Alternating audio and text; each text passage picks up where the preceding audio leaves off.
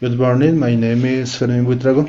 I am going to try to explain the way I think this author organized his study. So first of all, I want to give some information that it is important, I think, for me about the research question. The research question, it is very important because it serves for two purposes. First of all, it gives you a way to screen which data to include and which to not to be included in the study. And the second purpose is to provide some guidance in order to try to argue a good research question is a point of reference for checking the soundness, the harmony, the equilibrium of the research design, the appropriateness of the instruments of data collection, and the way you interpret that. That is the first situation I want to share with you.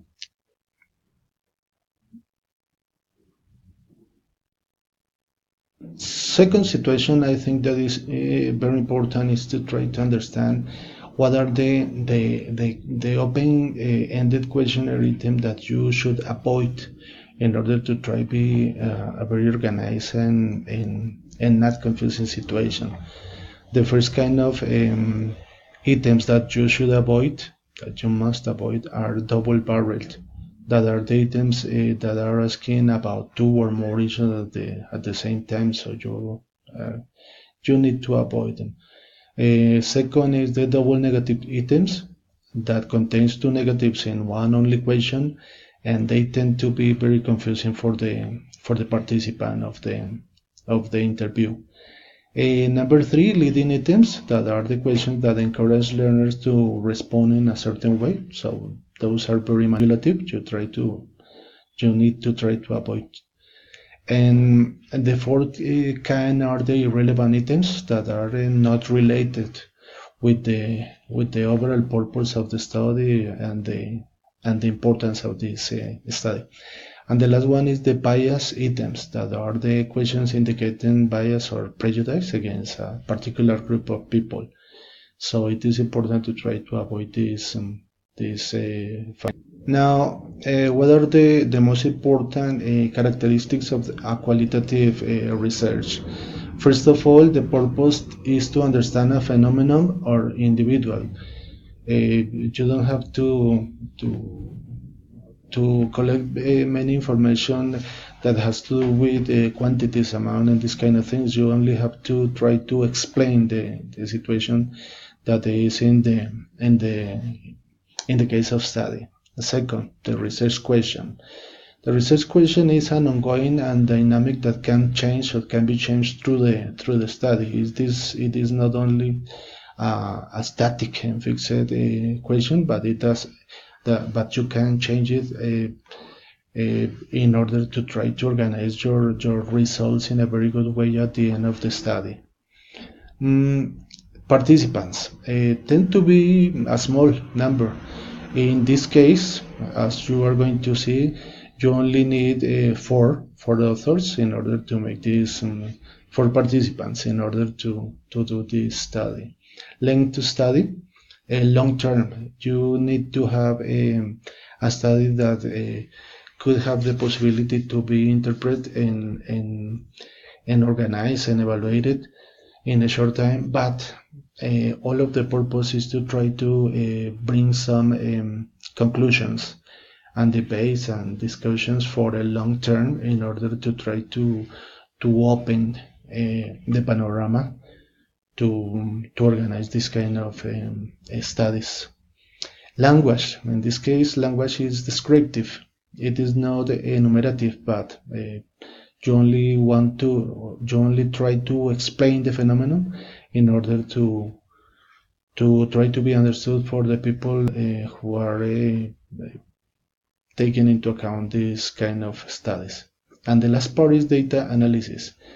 You get interpretative analysis by categorizing data according to, for example, emerging data themes. In this case, the author choose four variables that are very interesting. So after doing this introduction, I am going to start with the document. Thank you. Name of the document, Writing Strategies by Beginning Authors of Academic Genre.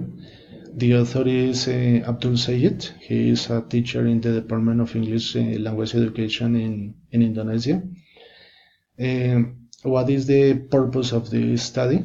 This study is aimed at identifying what writing strategies for beginning authors use and examining how strategies facilitated this exercise. It is a collective case study describing and comparing the beginning authors was carried out to provide insights into the issue. Three characteristics. The objective, the number of participants, and the way and the how he tried to do the study. To gain a further understanding of the cases, 2 data forms, questionnaires, and interview notes were collected. This was the instrument that he used in order to do the study. What was the process? This process was inductive and delineated the strategies used by the participants when dealing with academic writing. What are the contributions of this study? This study tried to contribute to the knowledge of social or contextual factors in writing English and tried to relate or link these results to the classes of English as a foreign language in the classroom. After the author explored several authors that worked before all of the situation, he stated 2 questions. He addressed 2 questions. Firstly, what were the writing strategies used by the beginning authors of EFL speakers? That is a kind of cause in this project. And the secondly is, how did the writing strategies facilitate the writing process? It's like a kind of consequence of the study that he did. So it is very important to analyze this situation. Then he continued using some authors in order to try to understand the way they organize the information and if it was an agreement or not agreement in the way he did the study. Then he talked about the method. To answer the questions, this study was conducted as a multiple case method using the procedures described by Duff in 2008, identifying the research as an issue, asking research questions, and drawing ethical guidelines. Those were the 3 important things right here. In the first stage, once the data were collected and stored, analytical statements were generated and tested. The statements were then interpreted and explained in order to design out the outcome, the product, the result. The last part is the case report was written and or revised until it was ready for the publication phase. Such procedures were followed because they were technically and economically feasible. It is very important to take into account right here that you need to check the document once again in order to try to be innovative, trying not to repeat all the information that people before get. So it is important to try to get some new findings that were very explosive and try to get some impact in the community.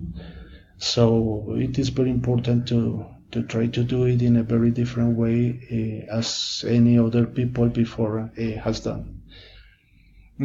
Findings of this study: to present the results more clearly.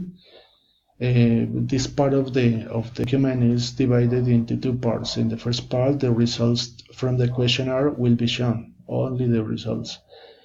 It has to do with the first research question. the strategies employed by the participants before, while, and after writing, along with those after publishing. In the second part of this section, the qualitative data from the follow-up interviews are presented. These show how the strategy is revealed in the writing process section related to the research findings. Here they are the information that I gave before. Next.